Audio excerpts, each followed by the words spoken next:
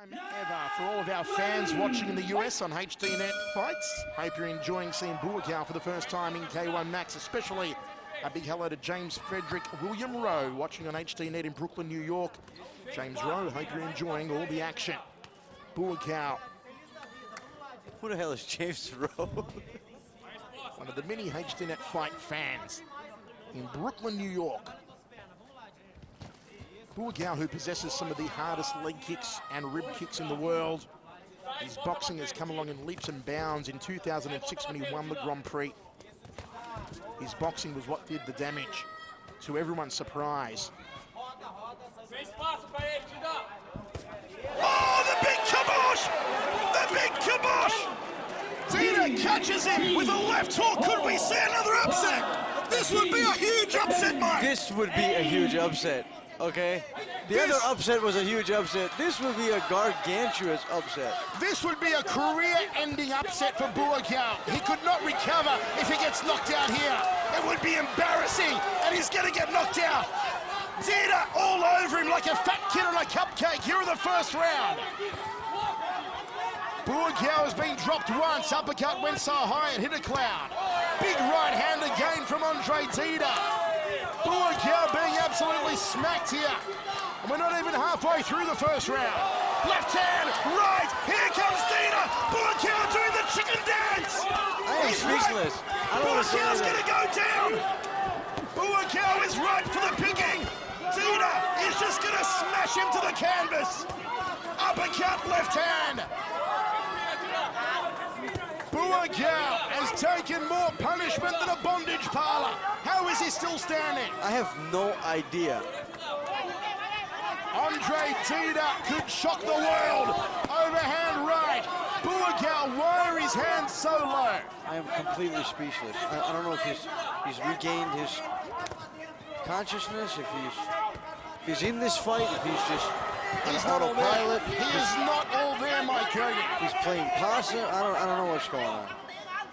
He seems to be kind of regained himself. Buakaw, big uppercut again from Dida.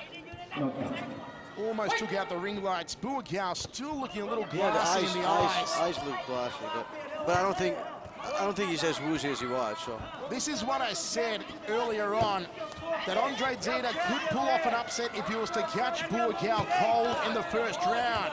Muay Thai fighters tend to start slowly. Buakaw is no exception. The first round was always going to be the danger round for Buakaw. well, looks like he made it out of the first round, which puts the other two rounds in Dida's danger zone. We go to the towels. Mike, absolutely stunning scenes here at the Marine Messe in Fukuoka. Oh, for sure this is a 10-8 round. Dropped a 10-8 round, maybe even a 10-7 round. Yeah, I don't know. Buakaw was absolutely dominating. Wow, I am completely I mean, I don't want to take anything away from Dida. If this was an MMA fight, you know, I wouldn't be shocked and surprised. But being that this is only his second K1 fight, fighting against a two-time K1 Max champion and a favorite to win this tournament along with Artur Kishenko. Well, let's just go again. As I said earlier, internet fans around the world on Sherdog, on K1 fans, tipped Buakaw to be the man to take out the K1 Max in 2009. As I thought, one judge has given it 10-7. Yeah, he was so impressed with Dida and completely unimpressed with Buakaw. And the other two judges gave it 10-8 for Dida. So, you know what, and I don't think it matters to lead. Buakaw because, I'm serious, I think he was out the whole 3 minutes of that fight and he was just kind of like He was back in Bangkok. surviving. He was back in Bangkok. He might have been past Bangkok. I don't know geography very well. Whatever's past Bangkok, he could have been in Vietnam. I don't know. He was in Cambodia. Are they near each other? Dida, who now calls Toronto home. So the Canadian, Brazilian putting a thumping on the tie. Second round, Michael Chavello, Mike Hogan with you.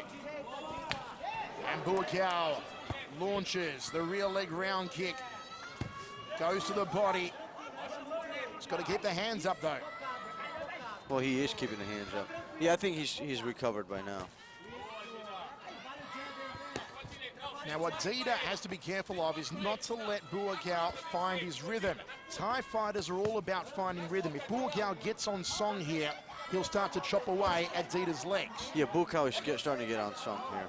Dida has to continue to disrupt the rhythm of Buakaw.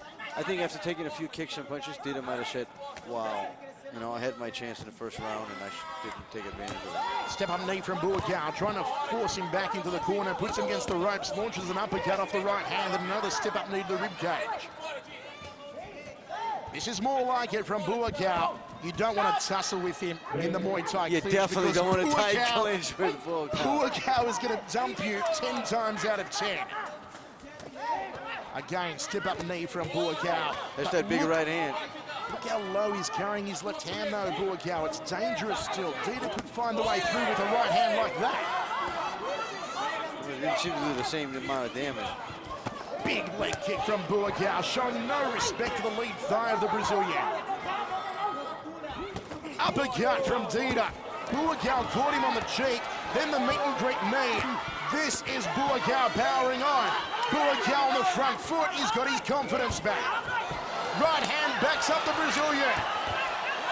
And Dida wants to slug it out. He wants to duke it out against the ropes. You know, Dida needs to start changing positions, going left, going Oh, he folded him in half of the knee. Referee could have put a count on, but Dida back up to his feet.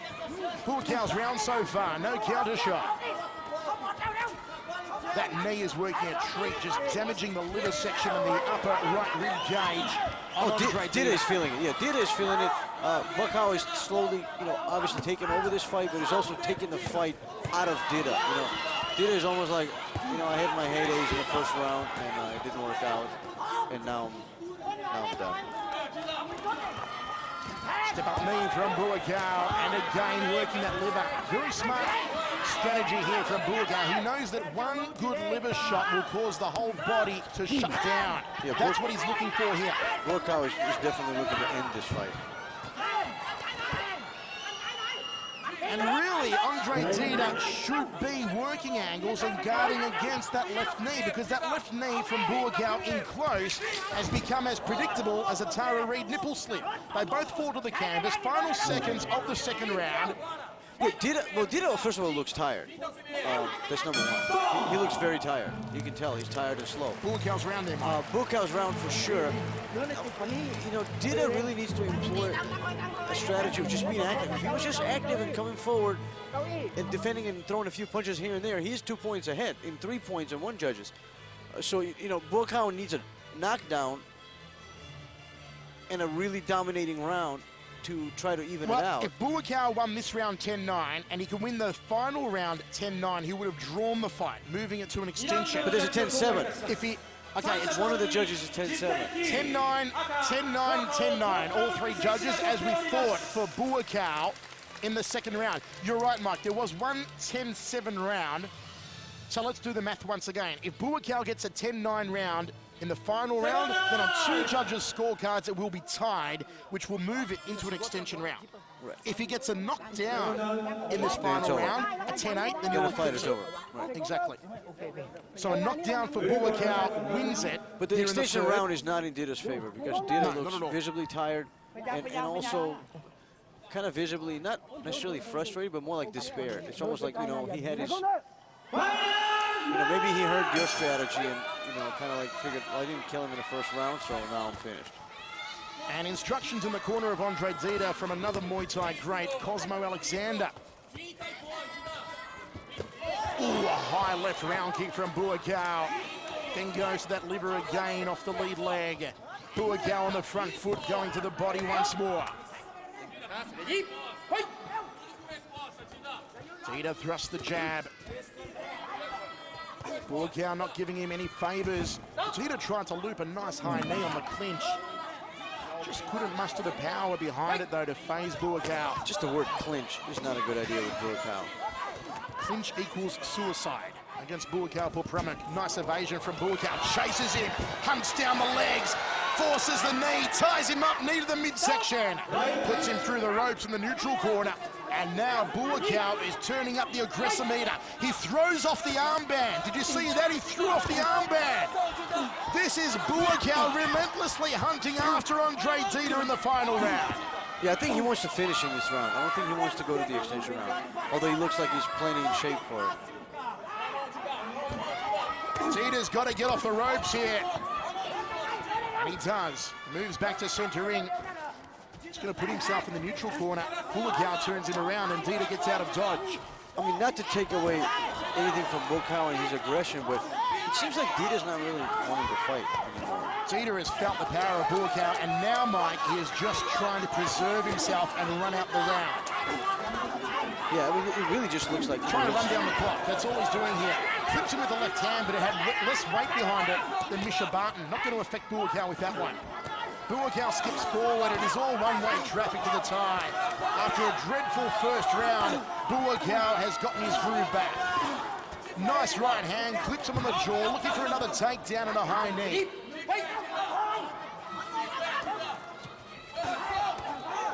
Dida almost turning his back. Buakaw just teeing off on him. Final 48 seconds of the third and final round. Dida sucking in the air. Tries to launch a jumping knee. Buakaw locks him up, drops him down, glances towards his corner. Overhand right from Dida again, no mustard behind it, sticks the jab to the jawline. Is it me or did Dida like train for one round fight? Kind of like, okay, if I'm not gonna get him in the first round, he's definitely gonna get me in the second. I mean, I don't know, but I think it was always the game plan, Mike. There is no way that Dida would have been able to go 3 rounds with Buakaw. The game plan was catch him cold in the first round and almost came to fruition for the Brazilian. Right, but because, you know, this is not a last-minute matchup, so Dida is known for a while he's going to fight. You know, are you really that out of shape you can't go 3 rounds? There it is, end of the third. It should be a 10-9 round for Buakaw, and that should then either lock us into an extension round or possibly see Buakaw take it. The only thing holding up Andre Dida here was the trumping that he gave him in the first round. 10-8, 10-8, 10-7, said the judges in the first round. You know, at this point... It should be Buakaw's fight. Yeah, you know, they should just give it to Buakaw because, I mean, what is Dida going to do? Dida doesn't even want to fight. Forget the fact that he's tired.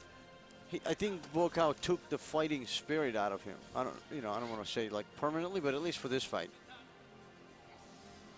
Buakaw had a bad year in 2008. Has he redeemed himself? First judge says a draw. 27-27. 28-28. We're going to go an extension round. 28-28. All 3 judges giving it a draw. So it was the match that I said. First round, Dida. Second round, Buakaw. And by getting a 10-9 final round, Buakaw evened the scorecards. 3 more minutes remaining.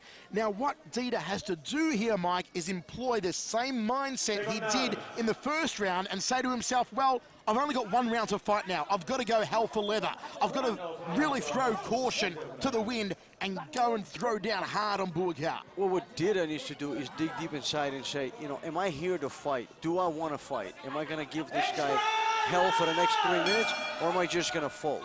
You know, and it's up to him. You know, that's really up to Dida. Now is the time to dig. Now is the time when you figure out, are you a champion? Are you a champion material? Or are you just here to fold? You know, this is it.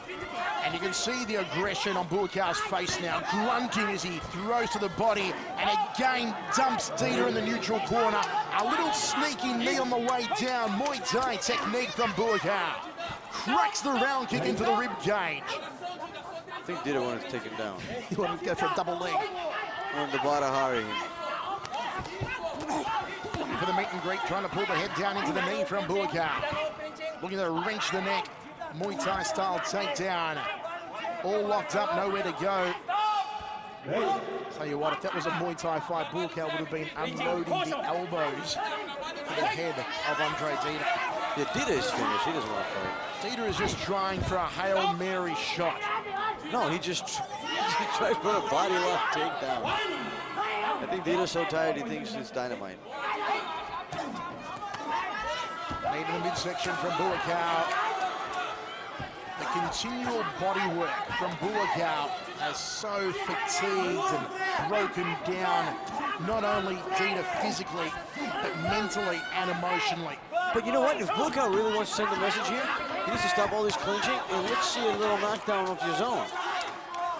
You know, he's putting out a clinic undoubtedly. I mean, there's not a doubt in anybody's mind, but